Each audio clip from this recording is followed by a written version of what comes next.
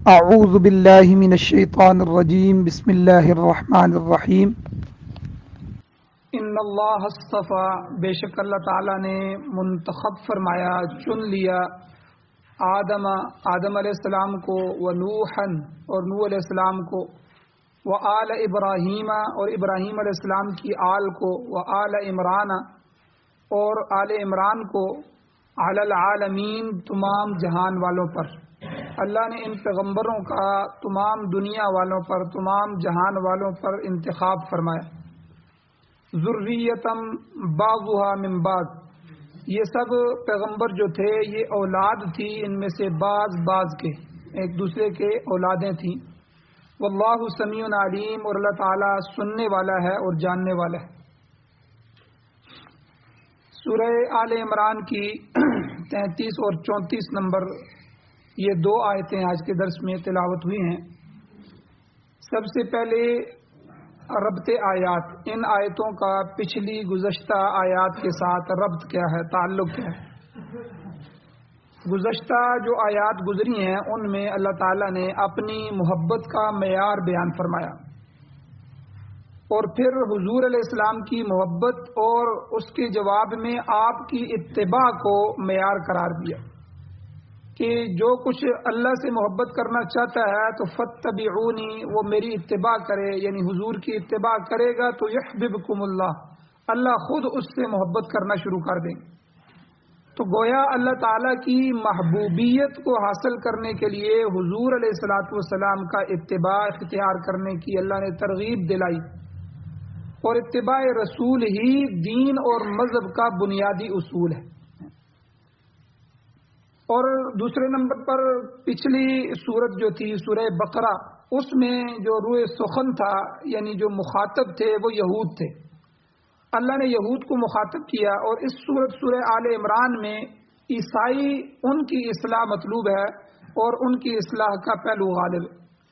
تو گزشتہ سورت میں سورہ بقرہ میں یہودیوں کی 40 بیماریاں، 40 خرابیوں کا اللہ نے تذکرہ کر کے انہیں متنبہ فرمایا، انہیں تنبیہ کی اور اصلاح کی طرف متوجہ کیا کہ اے یہودیوں، اپنے ان غلطیوں کو درست کرو، اور یہ تمہاری بیماریاں ہیں، خرابیاں ہیں، ان کو ختم کرو۔ اور ان کی خرابیوں کو ذکر کر کے امت محمدیہ کو گویا کہ تنبیہ کی کہ جیسا یہودیوں نے اپنے انبیاء کے ساتھ کیا، تم اپنے نبی کے ساتھ ایسا نہ کرنا۔ جیسا کھلواڑ انہوں نے اپنے مذہب کے ساتھ، اپنی شریعت تورات کے ساتھ کیا، اس طرح تم اپنی کتاب قرآن مجید کے ساتھ نہ کرنا۔ تو بہرحال یہاں عیسائیوں کو مخاطب کر کے عیسائیوں کی خرابیاں ذکر کی گئی ہیں، اور دراصل یہ ہمارے لیے عبرت ہے کہ جو کام عیسائیوں نے کیے ہیں وہ ہمیں نہیں کرنے چاہیے۔ اور اس صورت کی ابتدا سے ہی توحید کا مسئلہ سمجھایا گیا کہ حضرت عیسیٰ علیہ السلام جب تشریف لائے تو عیسائی ان کی قوم تھی اور وہ صحیح چل رہے تھے، لیکن عیسیٰ علیہ السلام کے جانے کے بعد 300 سال بعد انہوں نے یہ عقیدہ گھڑ لیا کہ یہ جو عیسیٰ تھے یہ تو اللہ کے بیٹے تھے۔ تو گویا کہ عیسائیوں نے جو توحید کے ساتھ کیا، شرک کے اندر مبتلا ہو گئے، ایسا تم نہیں کرنا، تم اپنے پیغمبر کو خدا کا پیغمبر ہی رہنے دینا، خدا کے ساتھ کوئی ایسی نسبت ان کی قائم نہ کرنا کہ جو توحید کے دائرے سے نکال کر تمہیں شرک کے اندر داخل کر۔ اور جیسے کہ پہلے بھی بیان ہو چکا ہے، سورہ آل عمران کا جو مرکزی موضوع ہے وہ عیسائیوں کی اصلاح ہے، نصارہ کی اصلاح ہے۔ نزول قرآن کے وقت جب قرآن نازل ہو رہا تھا تو عیسائیوں کے اندر 2 قسم کی خرابیاں پائی جاتی تھیں۔ پہلی خرابی ان کی دینی خرابی تھی، دوسری خرابی ان کی سیاسی خرابی تھی۔ دین کے اندر خرابی کیا تھی؟ یعنی ان کا عقیدہ مشرکانہ تھا، جیسے کہ میں نے ابھی کہا کہ مسیح علیہ السلام کو خدا کا بیٹا کہتے تھے، یا خود خدا کہتے تھے، یا ان تینوں میں سے تیسرا خدا کہتے تھے، ثالث ثلاثہ۔ یہ ان کا عقیدہ ہے کہ 3 خدا ہیں، تینوں میں سے یہ ایک نہ ایک ہے، یا خود خدا ہے، یا خدا کا بیٹا ہے، یا مریم خدا ہے، تو یعنی یہ تینوں میں سے ایک ہے۔ اور دوسری خرابی ان کی سیاسی نوعیت کی تھی۔ اس زمانے میں دنیا 2 حصوں میں تقسیم تھی۔ حضور جب تشریف لائے، دنیا میں 2 بڑی طاقتیں، 2 بڑی سلطنتیں، حکومتیں تھیں۔ ایک ایرانی سلطنت تھی جس کے فرمانبروا جو تھے، حکمران جو تھے، وہ مجوسی تھے، آتش پرست، آگ کے پوجنے والے، آگ کو پوجا کرنے والے. ہزاروں سال سے ان کی آگ جل رہی تھی اور یہ ہزاروں سال سے حکمران تھے. یعنی حضور علیہ الصلوۃ والسلام کے آنے کا ایک معجزہ یہ بھی ہوا کہ حضور کے آنے سے پہلے یہ کسرا جو تھے، یہ آتش پرست جو مجوسی تھے، ایران کے اندر ایک آگ جلائی جا رہی تھی جو 1000 سال سے بجھی نہیں تھی. اتنا بڑی آگ تھی، اس کو چونکہ یہ ان کا خدا کہتے تھے، آگ کو اس کی پوجا کرتے تھے، اس لیے اس کو بجھنے نہیں دیتے تھے، جلاتے رہتے. تو 1000 سال سے نہیں بجھی. اچانک جب حضور کی پیدائش ہوئی تو جہاں جو ہے کیسر اور کسرا کے محلات کے کنگرے جو تھے وہ گرے، وہاں یہ آگ بھی اچانک بجھ گئی. یعنی ان کا خدا گویا کہ بجھ گیا. تو بہرحال یہ ایک طرف ایرانی سلطنت تھی، اس کو کسرا کہتے تھے، ان کے زیر تابع زیر اثر تھے. اور یہ جتنے بھی یہ ہندوستان ہے، پاکستان ہے، افغانستان، روس، چین، یہ جتنے وغیرہ ممالک ہیں، یہ سب ایرانی حکومتوں کے ماتحت تھے، ان کے زیر اثر تھے اور انہیں ٹیکس دیتے تھے. یہ ایک حصہ دنیا کا یہ تھا. دوسری طرف جو بڑی طاقت تھی وہ رومیوں کی طاقت تھی، روما کی، جن کو کیسر کہتے تھے. تو سینکڑوں سال سے وہاں وہ حکومت چل رہی تھی، تو آدھی دنیا ان کے زیر نگین تھی. تو تمام دنیا ان دو حکومتوں کے رحم و کرم پر تھی، کیسر اور کسرا آپ نام سنتے رہتے. تو یہ جب جہاں چاہتے اپنی مرضی کے مطابق انقلاب برپا کر دیتے. ہر طرف ظلم تھا، ستم کا دور دورہ تھا. کمزور جو ریاستیں تھیں ان کا کوئی پرسان حال نہیں تھا. بڑی طاقتیں یہ دونوں جب چاہتی، جہاں چاہتی، جو چاہتی کر گزرتی تھی. ان کے عوام ظلم کی چکی میں پس رہے تھے اور معاشی طور پر نہایت پسماندہ تھے عوام. ظاہر ہے کہ جہاں عدل و انصاف نہیں ہوگا اور وہاں ایسے ہی حالات رونما ہوں گے. عوام اور خواص سب کی حالت خراب ہو جائے گی. جہاں رشوت خوری ہو، چور بازاری ہو اور اسی طرح جھوٹ ہو، یہ ساری چیزیں جہاں پائی جائیں اس طرف جو ہے امن و امان ختم ہو جاتا ہے. تو جب تک عدل و انصاف کی حکمرانی نہ ہو اس وقت تک دنیا میں امن نہیں آ سکتا. آج ساری دنیا کو دیکھیں، کرۂ ارض کے کسی خطے میں بھی عدل و انصاف کا پرچم بلند نہیں ہے اور جہاں بھی آپ دیکھیں گے ظلم ہی ظلم چل رہا ہے. امریکہ اور روس جو ہے ان کی جو کشمکش ہوئی تھی آج سے جو ہے تقریباً 40 سال پہلے، تو اس کشمکش میں ویتنام کے 10 لاکھ آدمیوں نے جان گئی. اب دیکھیں، ویتنام چھوٹا ملک تھا، لڑائی روس اور امریکہ کی تھی اور آدمی ان کے ہلاک ہو گئے اور 20 سال تک یہ ظلم جاری رہا. اور اسی طرح افغانستان کے اندر دیکھیں، پہلی جو جنگ تھی اس سے پہلے وہ جنگ روس اور امریکہ کی تھی اور وہاں جو ہے روس افغانستان میں آیا تو امریکیوں نے بھی، اور اس طرح کرتے کرتے اس میں نقصان کس کا ہوا؟ افغانستان کا جو ہے لاکھوں لوگ جو ہے وہ افغانستان میں شہید ہوئے اور 35-40 لاکھ لوگ جو ہے وہ در بدر ہوئے، ملک بدر ہوئے، ملک کو انہوں نے چھوڑا. ان میں سے اکثریت جو افغانی وہ پاکستان میں پناہ گزین ہوئے اور باقی ایران میں بھی چلے گئے. تو بہرحال دنیا کی یہ سپر پاور جو کہلانے والی طاقتیں تھیں انہوں نے ہر ظلم کو جاری رکھا.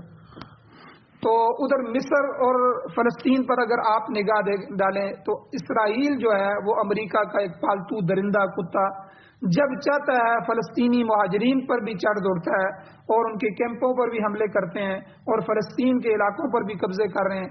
ان کی زرخیز زمینوں کو وہ اپنے جو ہے اسرائیل کے اندر داخل کر رہے ہیں اور مسلمانوں کی ہزاروں لڑکیاں ان کی جیلوں میں ہیں جن سے ظالمانہ سلوک کیا جا رہا ہے اور کوئی ان کو پوچھنے والا نہیں. اور اسی طرح صدر ایوب کے زمانے میں جو قبرص کے مسلمان تھے ان کی یہ حال ہوا کہ یونان کے جو عیسائی تھے انہوں نے 20,000 ترکوں کو موت کے گھاٹ اتار دیا. وہاں ان کو رہنے کی اجازت نہیں دی جا رہی تھی. وجہ کیا تھی؟ وہاں عیسائیوں کی اکثریت تھی جو مسلمانوں کو کسی صورت میں بھی زندہ دیکھنا نہیں چاہتے. اسی طرح فلپائن کے جو مسلمان تھے وہ تھوڑے مسلمان تھے، ان کا بھی عرصہ حیات تنگ کیا جا رہا تھا اور فلپائن کے مسلمانوں کو وہ لوگ مورو کہتے تھے. مورو یعنی قذاق، ڈاکو مسلمانوں کو ان کا نام پکارا جاتا تھا. ان کا قصور کیا تھا؟ صرف یہ تھا کہ وہ تعداد میں تھوڑے تھے اور ان کا جواب نہیں دے سکتے تھے. اسی طرح کشمیر کے اندر دیکھیں جو ہے 70 سالوں سے جو کھیل کھیلا جا رہا ہے وہ ہماری آنکھوں کے سامنے ہر روز ہم دیکھتے ہیں. کتنے نوجوانوں کو پکڑا جاتا ہے، ٹارچر کیا جاتا ہے، شہید کیا جاتا ہے، کتنی لڑکیاں اٹھا لی جاتی ہیں، جس گھر میں چاہتے ہیں وہ گھس جاتے ہیں، جو مرضی کرتے ہیں کر لیتے ہیں. اور اسی طرح صومالیہ کو دیکھیں آپ، اور چیچنیا کو دیکھیں، چیچنیا کے حالات، اسی طرح برما کے حالات یہ آپ کے سامنے گزرے ہیں پچھلے سالوں میں. برما میں اس طرح مسلمانوں کو کاٹا گیا بدھ متوں نے کہ جس طرح گاجر مولی کو کاٹا جاتا ہے. اور اسی طرح جو ہے پوری دنیا میں جہاں مسلمان ہیں، جو آپ دیکھ لیں لیبیا کا کیا حال کیا انہوں نے، عراق کا کیا حال کیا، لاکھوں مسلمانوں کو عراق کے اندر کوئی گناہ نہیں تھا، یہ ایٹمی طاقت بن رہے ہیں، جی ایٹمی طاقت بن رہے ہیں، اور ایٹمی چیزیں بھی وہاں نہیں نکلی، بعد میں تلاش کی گئیں، لیکن اسی کو بہانہ بنا کے پورے ہنستے بستے ملک کو تباہ و برباد کر دیا.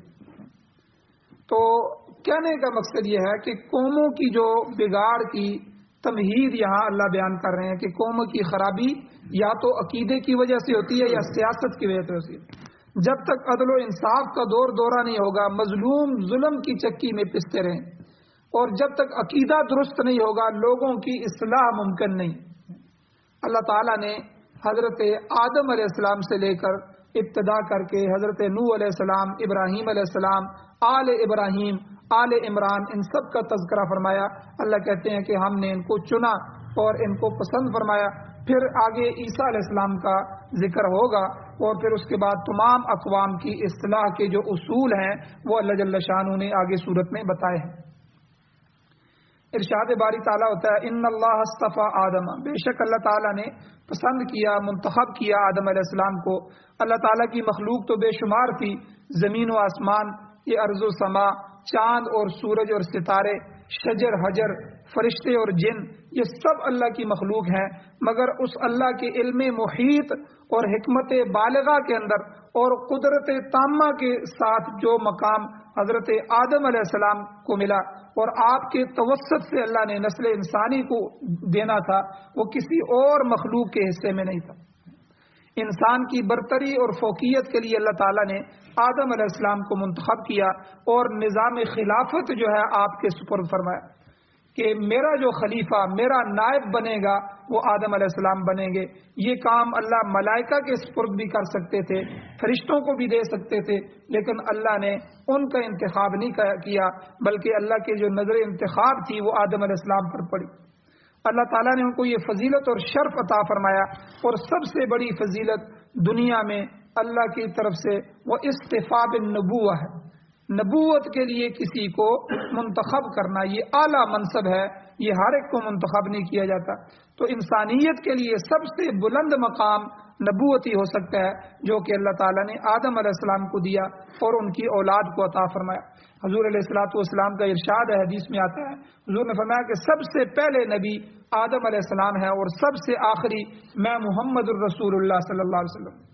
تو ایک روایت کے مطابق کم و بیش 1,24,000 انبیاء آئے، جن میں سے 315 رسول تھے، باقی سارے نبی تھے.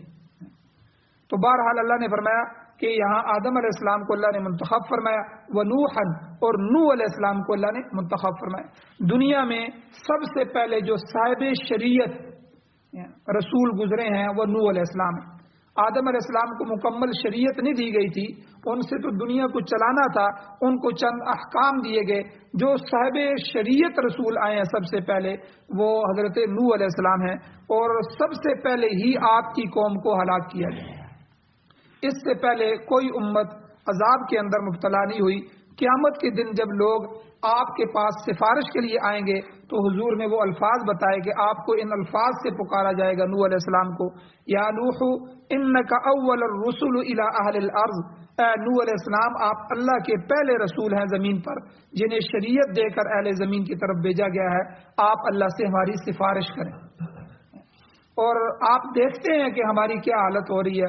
الا تری الی ما نحن فیہ، کیا آپ نہیں دیکھ رہے ہم کس حالت میں ہیں؟ بری حالت میں پھنسے ہوئے ہیں. آپ اللہ سے سفارش کریں، اللہ جو ہے وہ حساب کتاب شروع کرے. تو نوح علیہ السلام ان کو جواب دیں گے، میں یہ کام نہیں کر سکتا. آج اللہ تعالیٰ اس قدر ناراض ہیں کہ اس سے پہلے کبھی اللہ ایسے ناراض نہیں ہوئے، اور نہ آج کے بعد اللہ کبھی ایسے ناراض ہوں. اور اس وقت جو قہری تجلیات ہیں وہ اتر رہی ہوں گی. کوئی شخص دم نہیں مارے گا. آپ کہیں گے کہ ابراہیم خلیل اللہ کے پاس چلے جاؤ, ابراہیم علیہ السلام کے پاس چلے جاؤ.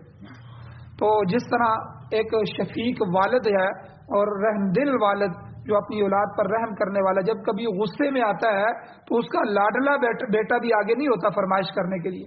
اسے پتہ ہے کہ ابو اس وقت بہت غصے میں ہے تو وہ پیچھے ہٹ جاتا ہے. اسی طرح اللہ جل شانہ جو ہے قیامت کے دن ایسے غصے میں ہوں گے, قہری جو اللہ کی قہار اور جبروت جو ہے قہری تجلیات اتر رہی ہوں گی.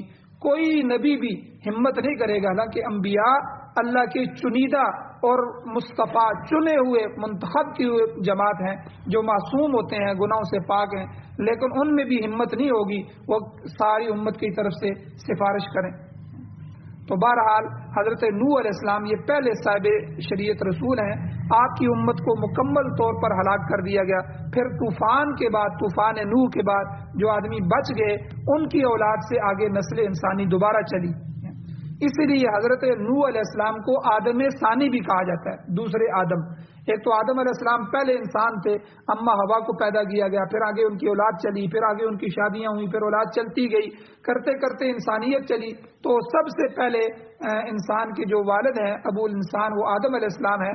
لیکن نوح علیہ السلام کو آدم ثانی اس لیے کہتے ہیں کہ نوح علیہ السلام کی قوم جو ہے پوری کی پوری شرک کے اندر مبتلا ہو گئی. اللہ نے صرف انہی کو بچایا جو نوح علیہ السلام کی کشتی میں بیٹھ کے.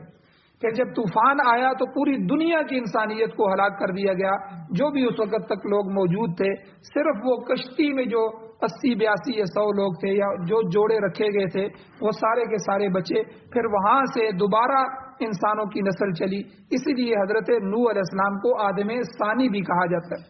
تو بہرحال اللہ تعالیٰ نے اس آیت میں فرمایا کہ آدم و نوحا, ہم نے آدم علیہ السلام کو بھی چنا اور نوح علیہ السلام کو بھی چنا. اور تیسرا فرمایا وہ آل ابراہیم, ہم نے ابراہیم علیہ السلام کی پوری آل کو منتخب فرمایا. اللہ تعالیٰ نے آل ابراہیم کو اس قدر شرف بخشا کہ انبیاء کی ایک پوری جماعت جو حضرت ابراہیم علیہ السلام کی اولاد سے پیدا فرمائی. ہزاروں انبیاء حضرت ابراہیم علیہ السلام کی اولاد سے آئے. جب اللہ تعالیٰ نے ابراہیم علیہ السلام کو بعض امور میں آزمایا, ان کی آزمائش کی گئی اور آپ پورے اترے, تو اللہ تعالیٰ نے فرمایا اے ابراہیم انی جاعلک للناس اماما, میں تمام لوگوں کا امام یعنی پیشوا آپ کو بنانے والا ہوں. مطلب یہ ہے کہ میں آپ کو منصب نبوت پر فائز کرنے والا ہوں, کیونکہ تمام انبیاء اپنی اپنی امت کے امام ہوتے ہیں, مگر ابراہیم علیہ السلام کو ابو الانبیاء بنایا گیا, انبیاء کے باپ بنایا گیا. تو تاہم قرآن مجید میں آتا ہے کہ جب یہ اعزاز اللہ نے ابراہیم علیہ السلام کو دیا تو آپ نے فوراً درخواست کی, قال ومن ذریتی, اے اللہ میری ذریت کو بھی قبول فرما. یہ جو آپ نے مجھے امامت دی ہے, نبوت دی ہے, اسی طرح یہ منصب میری اولاد کو بھی عطا فرما. اللہ تعالیٰ نے فوراً دعا کو قبول فرمایا اور کہا قال لا ینال عہد الظالمین, ٹھیک ہے ابراہیم, میں آپ کی ذریت میں سے بھی, آپ کی اولاد میں سے بھی انبیاء پیدا کروں گا, یہ امامت ان کو دوں گا, لیکن میرا یہ وعدہ ظالموں کو نہیں پہنچے گا. جو ان میں سے ظالم ہوں گے ان کو میں نبی نہیں بناؤں گا, ان کو میں یہ امامت نہیں دوں گا. ہاں جو منصف لوگ ہوں گے میں ان کو امامت عطا کروں گا. چنانچہ اللہ تعالیٰ نے حضرت ابراہیم علیہ السلام کی آل میں لا تعداد انبیاء مبعوث فرمائے. حضرت اسحاق علیہ السلام اللہ نے پیدا فرمائے, یعقوب علیہ السلام ان کی نسل سے پیدا ہوئے, پھر یعقوب علیہ السلام کے بیٹے جو ہے یوسف علیہ السلام اللہ نے پیدا فرمائے, بنیامین اور یوسف.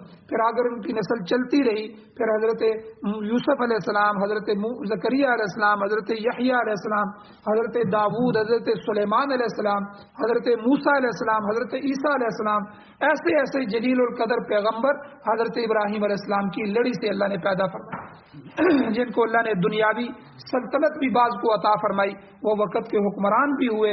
اور پھر آخر میں اللہ تعالیٰ نے حضرت اسماعیل علیہ السلام کی اولاد میں سے آخری نبی آخر الزمان حضرت محمد مصطفیٰ صلی اللہ علیہ وسلم کو اللہ نے مبعوث فرمایا اور سلسلہ نبوت کو ہمیشہ کے لیے بند فرمایا. اس لیے یہاں پر اللہ تعالیٰ نے فرمایا ہم نے آل ابراہیم کو منتخب فرمایا, اور آگے فرمایا آل ابراہیم و آل عمران. آل عمران کیا ہے, عمران کون ہے؟ مفسرین فرماتے ہیں عمران دو گزرے, ایک موسیٰ اور ہارون علیہ السلام, یہ جو دو بھائی تھے حضرت موسیٰ حضرت ہارون دونوں نبی بھی تھے, ان کے والد کا نام بھی عمران ابن یسہر تھا. اور یہ بھی مرد مومن تھے، ایمان والے تھے، فرعون کے زمانے میں یہ ہوئے ہیں۔ تاہم یہاں پر جس عمران کا ذکر ہے وہ حضرت مریم کے والد ہیں، عیسیٰ ابن مریم۔ عیسیٰ علیہ السلام کی جو والدہ ہیں حضرت مریم رضی اللہ تعالیٰ عنہ، ان کے والد عمران تھے، وہ بھی نیک اور صالح آدمی تھے، نہایت عبادت گزار تھے، اور بیت المقدس کے اندر جو ہیکل مقدس تھا اس کے امام تھے، بیت المقدس میں نماز پڑھاتے تھے، تاہم نبی نہیں تھے۔ قرآن پاک کے اس مقام پر چونکہ حضرت مریم اور عیسیٰ علیہ السلام کا ذکر ہے، اس لیے آل عمران سے مراد حضرت مریم کے والد ہیں۔ ان دونوں عمرانوں کے درمیان ایک روایت کے مطابق 1800 سال کا وقفہ ہے۔ تو بہرحال اللہ تعالیٰ نے فرمایا میں نے ان تمام کے تمام کو علی العالمین، تمام جہان والوں پر میں نے منتخب فرمایا ہے۔ آدم علیہ السلام، نوح علیہ السلام، آل ابراہیم، آل عمران، ان سب کو میں نے باقی لوگوں پر فضیلت عطا فرمائی۔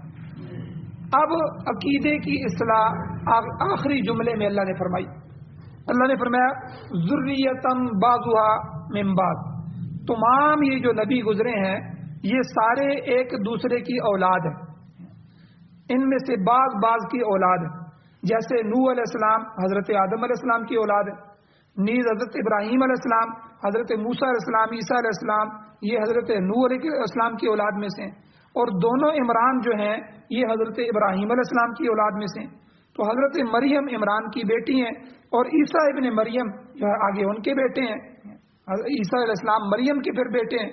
تو چونکہ وہاں پر باپ نہیں ہے لہذا سلسلہ نسب ماں کی طرف سے چل رہا ہے، کیونکہ مریم پہ آ کے جو مریم کو اولاد ملی حضرت عیسیٰ علیہ السلام، ان کی شادی نہیں ہوئی تھی، اللہ نے معجزاتی طور پر حضرت عیسیٰ علیہ السلام کو پیدا فرمایا، بغیر باپ کے پیدا فرمایا، اس لیے ان کا سلسلہ نسب ماں کی طرف سے پھر آگے چلتا ہے۔ دنیا میں بھی اللہ نے حضرت عیسیٰ علیہ السلام کو یا عیسی ابن مریم کہہ کر پکارا، اور امام بخاری رحمۃ اللہ علیہ فرماتے ہیں کہ قیامت کے دن بھی آپ کو اسی نام سے مخاطب کیا جائے گا، جبکہ قیامت کے دن باقی جتنی بھی مخلوق ہے ان کی نسبت باپ کی طرف کی جائے، مجھے اور آپ کو اللہ باپ کے طرف نسبت کر کے پکارے گے، فلاں کا بیٹا فلاں کہاں ہے، فلاں کا بیٹا کہاں ہے، اس کا یہ عمل ہے، ٹھیک ہے۔ لیکن جب عیسیٰ علیہ السلام کو پکارا جائے گا ان کو صرف ماں کی طرف سے پکارا جائے گا۔ اللہ تعالیٰ فرمائیں گے اَأَنْتَ قُلْتَ لِلنَّاسِ اتَّخِذُونِي وَأُمِّيَ إِلَٰهَيْنِ مِن دُونِ اللَّهِ، کیا اے عیسیٰ تم نے لوگوں کو کہا تھا مجھے اور میری ماں کو اللہ کے علاوہ معبود بنا لو؟ مفسرین فرماتے ہیں یہ سن کر عیسیٰ علیہ السلام کپا اٹھیں گے، جیسے آپ کسی اپنے قریبی ساتھی کو کہتے ہیں تم نے میری یہ چوری کی ہے، حالانکہ وہ آپ کا بیٹا ہے یا کوئی بھی قریبی ہے، وہ کپا اٹھتا ہے، کئی دن کھانا نہیں کھا سکتا کہ مجھے والد نے یہ بات کیوں کہی ہے، دکھ ہوتا ہے اس کو۔ تو حضرت عیسیٰ علیہ السلام کہاں شرک کر سکتے ہیں؟ وہ عیسائیوں کو کہہ سکتے ہیں میں خدا کا بیٹا ہوں، مجھے خدا کا بیٹا بناؤ، اللہ کے ساتھ شریک ٹھہرو۔ جب اللہ ساری دنیا کے سامنے صفائی کے لیے عیسیٰ علیہ السلام کو بلا کر یہ الفاظ کہیں گے تو مفسرین فرماتے ہیں، صاحب روح المعانی نے بھی لکھا ہے، دیگر مفسرین نے بھی لکھا ہے، حضرت عیسیٰ علیہ السلام 500 سال تک کپکپی کی حالت میں رہیں گے، یعنی کپائیں گے، اور اس کے بعد جب ان کے حواس درست ہوں گے، بحال ہوں گے، وہ اللہ تعالیٰ کے سامنے عرض کریں گے قال سبحانک، اے اللہ تیری ذات پاک ہے، ما یکون لی ان اقول ما لیس لی بحق، میں وہ بات کیسے کر سکتا ہوں جس کے کہنے کا مجھے حق ہی نہیں ہے، مجھے حق ہی نہیں پہنچتا، میں آپ کا تو نبی تھا، آپ نے مجھے نبی منتخب فرمایا، آپ نے معجزاتی طور پر بغیر باپ کے مجھے پیدا کیا، آپ نے مجھے نبوت عطا فرمائی، میں آپ کا پیغام پہنچا کے آیا ہوں، میں کیسے آپ کے ساتھ شریک ٹھہرا سکتا ہوں یا اپنی قوم کو کہہ سکتا ہوں اے اللہ یہ جو کچھ بھی انہوں نے کیا ہے میرے بعد ہی کیا ہے، اے اللہ آپ جانتے ہیں اور آپ کی ذات پاک۔ تو بہرحال اب یہیں سے تمام انبیاء علیہ السلام کی بشریت بھی ثابت ہوتی ہے کہ پہلے بشر حضرت آدم علیہ السلام ہے، آگے جتنے بھی انبیاء آئے وہ سارے کے سارے بشر تھے، انسان تھے، ٹھیک ہے۔ اور عیسائیت کی بھی جڑ کٹتی ہے، ہمارے معاشرے میں بھی ایک طبقہ ہے جو حضور علیہ السلام کو کہتے ہیں کہ حضور بشر نہیں ہے بلکہ حضور نور ہیں۔ تو یہاں یہ بتا دیا گیا کہ جس طرح حضرت نوح علیہ السلام اور حضرت آدم علیہ السلام تک جو سلسلہ بشریت کا پہنچتا ہے تو وہ اللہ تعالیٰ کے بیٹے نعوذ باللہ نہیں ہو سکتے. حضرت عیسیٰ علیہ السلام سارے نبی انسان اور بشر تھے، اور بشر ہونا کوئی توہین کی بات نہیں ہے. اللہ تعالیٰ نے فرمایا کہ ہم نے بشر کو مٹی سے پیدا فرمایا اور یہ سب ایک دوسرے کی اولاد ہیں. بشر سے مراد اللہ کی وہ مخلوق ہے جس کی ہمیں یہ کھال نظر آتی ہے، یہ گندمی رنگ والا انسان مراد ہے. اللہ تعالیٰ نے اپنے دستے قدرت سے مٹی سے انسان کو بنایا. یہ عزت، یہ جو ہے یہ مقام تو عزت کا مقام ہے.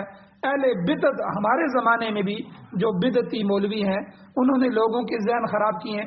وہ نبی کو بشر تسلیم کرنے سے کہتے ہیں جی نعوذ باللہ نبی کی توہین ہوتی ہے، لہذا انبیاء کو نور تسلیم کرو. پھر یہیں تک انہوں نے بات کو ختم نہیں کیا بلکہ کہا نور من نور اللہ، یہ اللہ کے نور میں سے نور ہیں. استغفر اللہ. حضور کو کیا کہا کہ جو نور اللہ کا اپنا ذاتی نور ہے اسی کا ایک حصہ یہ حضور نور ہے. تو نبی کو اللہ کا جز بنایا. تو جس طرح عیسائیوں کے عقیدے کی یہاں اللہ نے تصدیق فرمائی کہ وہ ان کا عقیدہ غلط ہے، انہوں نے حضرت عیسیٰ علیہ السلام کو ابن اللہ کہہ دیا، اللہ کا بیٹا. تو انہوں نے کیا کہا نور من نور اللہ کہہ دیا حضرت محمد صلی اللہ علیہ وسلم. تو بہرحال اللہ نے قرآن مجید میں فرمایا وَجَعَلُوا لَهُ مِنْ عِبَادِهِ جُزْءًا، اللہ کے بندوں میں سے ہی انہوں نے اللہ کا جز بنا دیا. کتنی لغو اور بیہودہ بات ہے یہ، تو معاذ اللہ اللہ کی توہین ہے، اس کے ساتھ بغاوت ہے اور اپنی فکر کو فاسد کرنا ہے. خود اللہ کے نیک بندوں کی توہین ہے. آگے آخری جملہ اللہ نے فرمایا واللہ سمیع علیم، اللہ تعالیٰ ہر چیز کو سنتا ہے اور جانتا ہے. تو اللہ سننے والے بھی ہیں، جاننے والے بھی ہیں. آج کے درس کی ابتدائی آیت میں اللہ تعالیٰ نے استفاء کا ذکر فرما کر اس بات کی تمہید باندھ دی ہے کہ ساری نسل انسانی حضرت آدم علیہ السلام کی اولاد ہیں، اور اللہ تعالیٰ نے اس اشرف المخلوقات کو برگزیدہ بنایا ہے. اور اس کے بعد حضرت مریم کا تذکرہ آگے آئے گا، حضرت عیسیٰ علیہ السلام کا آئے گا، اور بہت سے عیسائیوں کے غلط عقائد کی اللہ اصلاح فرمائیں گے. اللہ جل شانہ سے دعا ہے اللہ ہمیں عمل کی توفیق عطا فرمائے. آمین. الحمد للہ رب العالمین والعاقبۃ للمتقین والصلاۃ والسلام علی رسولہ النبی الأمی الکریم. اللهم ربنا آتنا فی الدنیا حسنۃ وفی الآخرۃ حسنۃ وقنا عذاب النار. یا اللہ ہماری کمیوں کوتاہیوں کو معاف فرمائیے، درگزر فرمائیے، صغیرہ کبیرہ گناہوں کو معاف فرمائیے. یا اللہ ہر طرح امن و امان کا دور قائم فرمائیے. یا اللہ یہ جو نفرتیں، جھگڑے، بغاوتیں، یا اللہ غلط عقائد، یا اللہ ان سے ہماری اولادوں کی نسلوں کی حفاظت فرمائیے. یا اللہ قرآن و سنت کی بہاریں نصیب فرمائیے، قرآن و سنت کا غلبہ نصیب فرمائیے، پوری دنیا میں اپنے نظام کو غالب فرمائیے. یا اللہ مقروضوں کی، مظلوموں کی مدد فرمائیے، بیماروں کو شفا عطا فرمائیے، جو ایمان کی حالت سے جا چکے ہیں یا اللہ ہم سب کی بخشش فرمائیے. ہم سب کی جائز حاجات کو غیب کے خزانوں سے پورا فرمائیے. یا اللہ ہم سب پر رحم، کرم، فضل والا معاملہ فرمائیے. اپنے غضب، غصے، انتقام سے ہمیں محفوظ فرمائیے. صلی اللہ تعالی علی خیر خلقہ محمد وآلہ واصحابہ اجمعین برحمتک یا ارحم الراحمین.